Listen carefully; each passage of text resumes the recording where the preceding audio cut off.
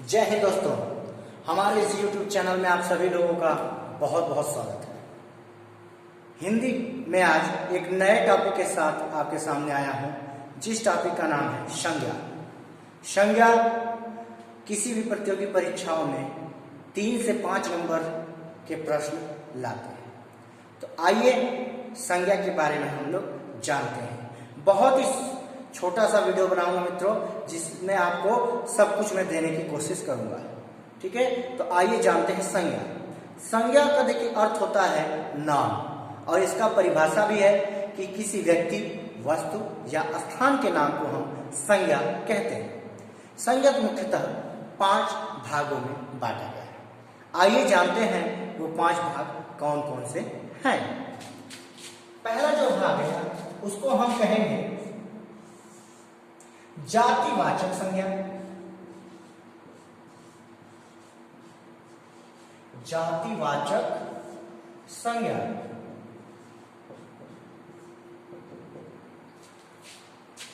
दूसरा जो है जिसे हम लोग कहते हैं व्यक्तिवाचक संज्ञा।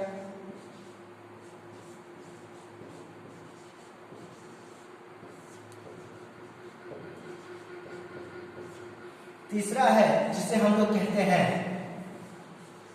भाववाचक संज्ञा।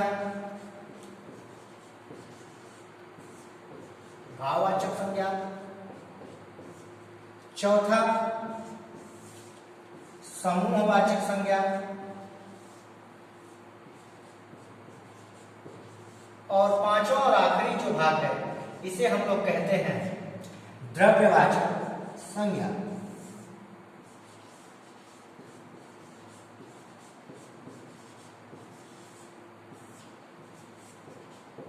द्रव्यवाचक संज्ञा।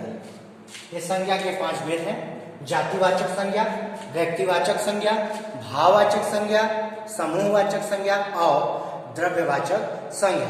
अभी सभी भागों की हम आपको परिभाषा बताएंगे। ठीक है मित्रों, तो आइए सबसे जातिवाचक संज्ञा। जैसे कि आप लोग देख पा रहे होंगे, किसी एक ही प्रकार की वस्तु, किसी एक ही प्रकार के अनेक वस्तुओं का बोध उन्हें हम जातिवाचक संज्ञा कहते हैं। यानी कह सकते किसी संज्ञा शब्दों से किसी एक ही प्रकार के अनेक वस्तुओं का बोध हो जाए, उसे हम जातिवाचक संज्ञा की श्रेणी में रखते हैं। जैसे माँ, डॉक्टर, मेज, पुस्तक, कलम आदि। माँ एक जातिवाचक संज्ञा है, क्योंकि माँ सभी के पास है, यानी माँ एक कॉमन चीज है। पुस्तक, कोई सी पुस्तक है यानी कॉमन बात है, यानी ये जातिवाचक है। कलम कॉमन चीज है, यानी ये जातिवाचक है। जहां पे हम कह सकते हैं किसी संज्ञा शब्दों द्वारा एक ही प्रकार के अनेक वस्तुओं का बोध हो, वहां पर जातिवाचक संज्ञा होता है। दूसरा हम लोग देखेंगे मित्रों व्यक्तिवाचक संज्ञा। व्यक्तिवाचक संज्ञा उसे कहते हैं जिन संज्ञा शब्दों से किसी एक ही व्यक्ति, वस्तु या स्थान का बोध हो, उन्हें हम व्यक्तिवाचक संज्ञा की श्रेणी में रखते हैं। जैसे राम, श्याम, अमर उजाला, गंगा, वाराणसी, लखनऊ आदि। यानी जहां कहीं न कहीं किसी के विशेष या मूल नामों का उच्चारण हो, उन शब्दों को या उन संज्ञा शब्दों को हम व्यक्तिवाचक संज्ञा की श्रेणी में रखते हैं।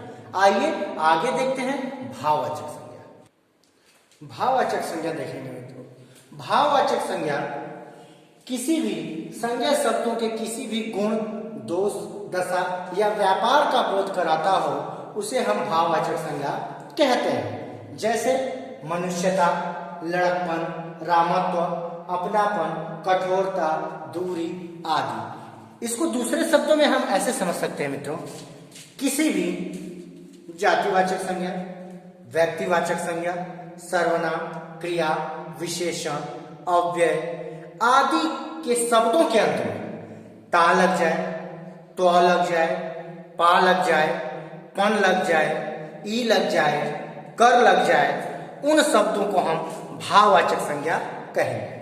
ठीक है मित्रों, ध्यान दीजिएगा, जिन भी जातिवाचक संज्ञा, व्यक्तिवाचक संज्ञा, सर्वनाम, क्रिया, विशेषण, अव्यय आदि शब्दों के अंत में ता लग जाए, तो लग जाए, पा लग जाए, पन लग जाए, ई लग जाए, कर लग जाए, उन्हें हम भाववाचक संज्ञा की श्रेणी में रखेंगे। जैसे आप देख रहे हैं कि मनुष्यता, मनुष्य एक जातिवाचक संज्ञा है, परंतु मनुष्य के आखिरी में जब ता शब्द जोड़ दिया जाता है तो यह एक भाववाचक संज्ञा हो जाता है। जैसे मनुष्यता। लड़का, जैसा कि आप जानते हैं कि लड़का एक जातिवाचक संज्ञा है, परंतु लड़का के आखिरी में पन शब्द के जोड़ से इसका जो शब्द है वह भाववाचक संज्ञा के अंतर्गत परिवर्तित हो जाता है। रामत्व, आप देख पा रहे हैं राम एक व्यक्तिवाचक संज्ञा है, लेकिन जब भी किसी शब्द के अंत में तो जुड़ गया, यानी राम के अंत में तो जुड़ गया, तो रामत्व एक भाववाचक संज्ञा में परिवर्तित हो जाता है। अपनापन, अपना जिस प्रकार से आप सभी जानते हैं कि सर्वनाम का एक शब्द है, लेकिन उसके अंत में पन जुड़ जाने से वह भाववाचक संज्ञा में परिवर्तित हो जाता है।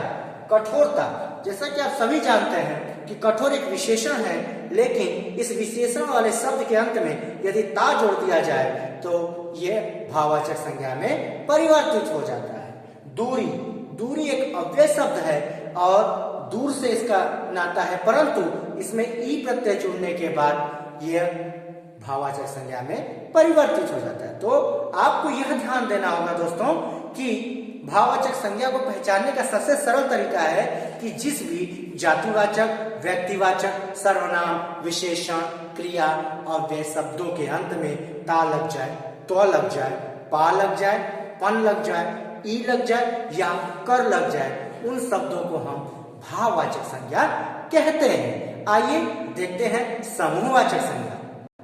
समूहवाचक संज्ञा, जिन संज्ञा शब्दों से किसी एक ही जाति के वस्तुओं के समूहों का बोध हो उन्हें हम समूहवाचक संज्ञा कहते हैं। जैसे कक्षा, सेना, समूह, गुच्छा, गट्ठर आदि, यानी जहां पे किसी एक ही जाति के अनेक वस्तु यानी एक ही जाति के समूहों का बोध, उन्हीं को हम समूहवाचक संज्ञा कहते हैं। ये सारे उदाहरण समूहवाचक संज्ञा के हैं। अब हम लोग देखेंगे सबसे आखिरी, जिसे हम कहते हैं द्रव्यवाचक संज्ञा। नेक्स्ट मित्रों, द्रव्यवाचक संज्ञा है।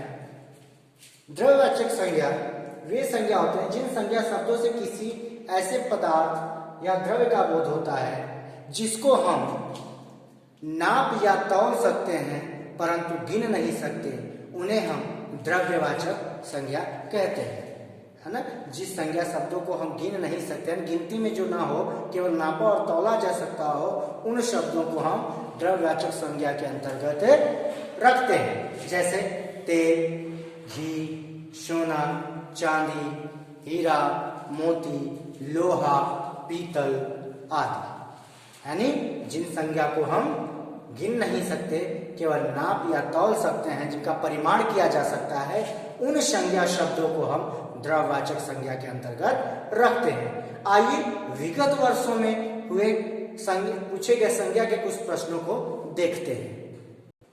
आइए कुछ प्रश्नों को देखते हैं जो पिछले परीक्षाओं में आए हैं।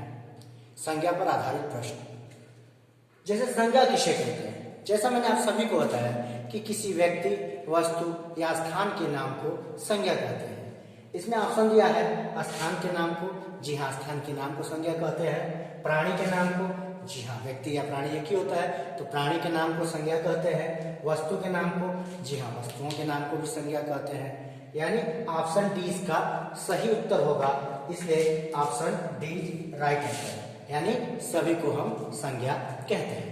दूसरा प्रश्न आपके सामने है कि संज्ञा के भेद नहीं है, यानी इसमें से कौन सी संज्ञा नहीं है। तो देखते हैं, जैसा कि मैंने आपको 5 मिनट बताया है। जातिवाचक संज्ञा, ध्यान से देखिएगा मित्रों, आप खुद इसका आंसर दे पाएंगे मेरे बात से।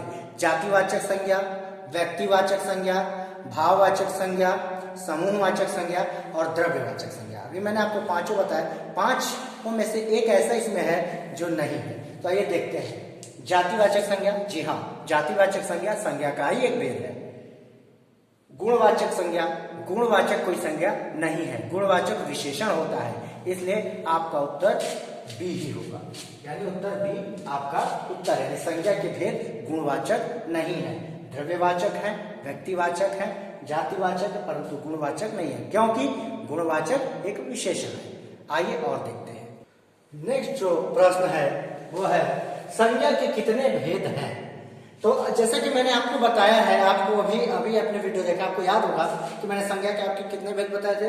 मैंने 2 भेद नहीं बताए थे आपको, 7 भेद नहीं बताए थे आपको, 8 भेद नहीं बताए। मैंने कितने भेद बताए थे कि संख्या को 5 भागों में विभाजित किया गया, यानी इसके 5 भेद है, यानी ऑप्शन ए आपका सही आंसर होगा। अगला है जातिवाचक संज्ञा शब्द है, यानी आपके सामने 4 ऑप्शन दिए गए हैं, उनमें से आपको बताना है कि जातिवाचक संज्ञा का उदाहरण कौन सा है। तो मैं आपको बताना चाहूंगा कि डॉक्टर, जो कि मैंने उदाहरण में भी बताया था कि डॉक्टर जातिवाचक संज्ञा का शब्द है। कामायनी व्यक्तिवाचक क्योंकि एक नाम है, सुशील व्यक्तिवाचक क्योंकि एक नाम है, और बचपन भाववाचक संज्ञा का उदाहरण है। इसलिए ऑप्शन ए इसका भी सही है, यानी डॉक्टर जातिवाचक संज्ञा शब्द है। आगे देखते हैं, और भी प्रश्न है। जैसे कि आप प्रश्न देख पा रहे हैं कि मिठास शब्द है, तो मिठास शब्द कौन से संज्ञा का शब्द है। तो हम देखेंगे जातिवाचक नहीं, जातिवाचक संज्ञा का शब्द नहीं है। व्यक्तिवाचक जी बिल्कुल नहीं। समूहवाचक बिल्कुल नहीं, क्योंकि मीठा तो एक जो है कि विशेषण शब्द है। हाँ, भाववाचक संज्ञा का उदाहरण है, इसलिए आपका ऑप्शन डी सही होगा, यानी भाववाचक संज्ञा। मिठास शब्द भाववाचक संज्ञा का एक उदाहरण है। उसके बाद है समूह, सभी समूहवाचक संज्ञा का विकल्प है, यानी सारे विकल्प जो समूहवाचक संज्ञा के अंतर्गत आते हैं वे कौन से हैं। तो आप देखेंगे सेना, सेना समूहवाचक संज्ञा का एक उदाहरण है। कक्षा, ये भी समूहवाचक संज्ञा का एक उदाहरण है। सभा, ये भी समूहवाचक संज्ञा का एक उदाहरण है, इसलिए ऑप्शन ए इसका सही उत्तर होगा। ठीक है मित्रों, ये जो भी प्रश्न मैंने आपको अभी बताया, ये सारे प्रश्न पिछली परीक्षाओं में आए हुए थे। बहुत ही आसानी से आप इसको कर सकते हैं, केवल इस वीडियो को अच्छे से 1 से 2 बार देखिए, यह वीडियो आपके जहन में पूरी तरह उतर जाएगा।